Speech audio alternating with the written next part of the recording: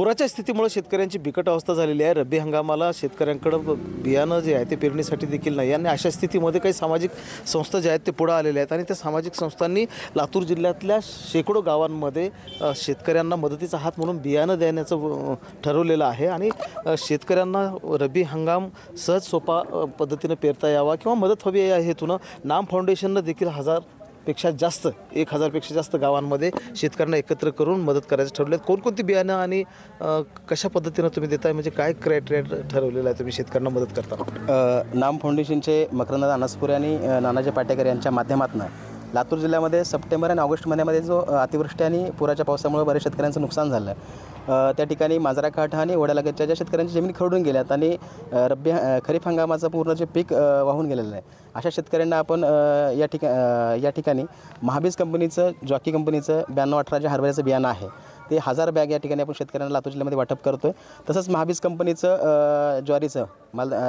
1000 bag वाटप करतो आहे। साधारणतः एक 2000 शेतकरी बांधवांना नाम फाउंडेशनच्या माध्यमातून आपण या ठिकाणी लातूर जिल्ह्यामध्ये मदत करतो। 2000 शेतकऱ्यांना तुम्ही मदत करताय, मात्र ज्या शेतकऱ्यांची जमीनच खरडून गेलेली आहे त्यांना काय आपण शेत दुरुस्तीसाठी काय मदत करतोय का? भविष्यामध्ये आदरणीय नानाजी पाटेकर आणि मकरंद अनसपुरे सरांच्या दोघांच्या समन्वयातनं महाराष्ट्र शासनासोबत अशी चर्चा सुरू आहे की भविष्यामध्ये शासनाचं जसं गाळमुक्त धरणाचं एक धोरण आहे त्या माध्यमातून नाम फाउंडेशन आणि शासनाच्या दोघांच्या एकत्रित प्रयत्नातनं शेतकऱ्यांची जी वाहून गेलेली जमीन आहे ती धरणातला गाळ उपसून ती जमीन पुन्हा उपजाऊ करण्याच्या संदर्भात त्याकडे शेतकऱ्यांना उभा राहण्यासाठी तो गाळ सगळा उपसून देऊन शेतकऱ्याची जमीन पुन्हा तयार करण्याच्या संदर्भातनं नाम फाउंडेशन प्रयत्न करण्यात असल्याच्या संदर्भातली चर्चा आता म्हणजे तसे प्रयत्न सुरू झालेले आहेत आणि नक्कीच आम्ही शेतकऱ्यांसाठी काही ना काही करू अशी नानांनी आणि मकरंद सरांनी ठिकाणी सांगितलेलं आहे। म्हणजे सरकारच्या अगोदर सामाजिक संस्था ज्या आहेत ते शेतकऱ्यांच्या बांधावर पोहोचलेल्या आहेत आणि रब्बी हंगामासाठी बियाणं जे आहेत ते शेतकऱ्यांना आता देण्यात येत आहे।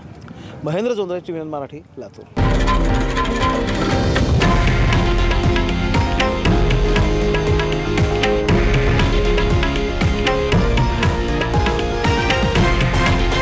हे आहे देशातील नंबर 1 न्यूज नेटवर्क आणि आपण पाहत आहात TV9 मराठी, एकमेव।